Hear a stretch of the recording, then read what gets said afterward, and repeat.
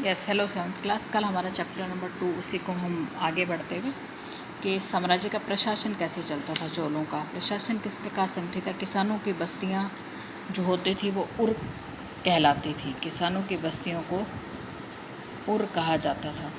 सिंचित खेती के साथ बहुत समृद्ध हो गए। इस तरह गाँवों के समूह को नाडू कहते थे। उर नाडू क्या था, उर बताएंगे तो किसानों की बस्तियाँ और नाडू कहते थे। ग्राम परिषद और नाडू न्याय करने और कर्ज वसूलने जैसे कार्य करते थे। वेल्लाल जाति के धनी किसानों को केंद्रीय चोल सरकार की देखरेख में नाडू के कामकाज में अच्छा खासा नियंत्रण भी था। वेल्लाल जाति को कई धनी भूस्वामियों को चोल राजाओं के समान में मुमवेद वेलन अरैयार जैसी उपाधियाँ भी दी जाती थी। हमने देखा कि ब्राह्मणों को समय समय पर भूमि अनुदान दी जाती थी या दान में दी जाती थी। कावेरी घाटी और दक्षिण भारत के दूसरे हिस्सों में ब्राह्मण बस्तियां पता लगी हैं।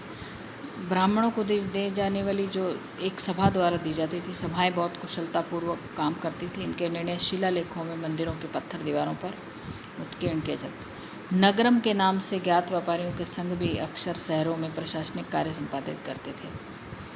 तमिलनाडु के चिंगलपुट जिले के उत्तर में प्राप्त अभिलेखों में इस बात का सविस्तार वर्णन है कि ब्राह्मणों की जो सभा है उसका संगठन कैसा था। मंदिरों की देखरेख के लिए समितियां होती थी।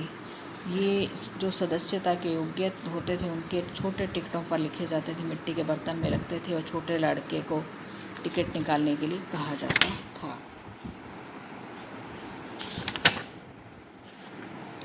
अभिलेख और लिखित सामग्री एक सभा के सदस्य के लिए देखो क्या योग्यता थी।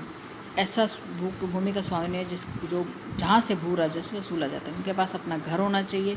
35 से 70 की उम्र होनी चाहिए। वेदों का ज्ञान होना चाहिए। ईमानदार होना चाहिए। ये सभी लेखों में राजाओं और शक्तिशाली पुरुषों के बारे में भी जानकारी है। साधारण मर्दों औरतों का जीवन कैसा था।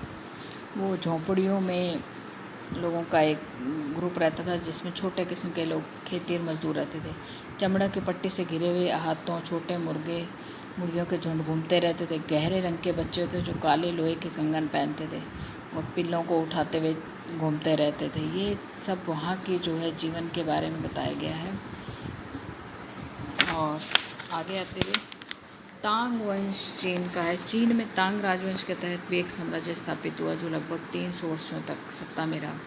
इसकी राजधानी शियान जो है दुनिया के सबसे बड़े नगरों में से थी जहाँ तुर्की, ईरानी, भारतीय, जापानी आया जाया करते थे। तांग साम्राज्य परीक्षा के माध्यम से नौकरशाही द्वारा प्रशासित होता था और इसमें हर इच्छुक व्यक्ति बैठता था। अधिकारियों के चयन की व्यवस्था 1911 तक कायम रही। ठीक है, और नेक्स्ट वीडियो में हम इसके क्वेश्चन आंसर कंप्लीट करेंगे।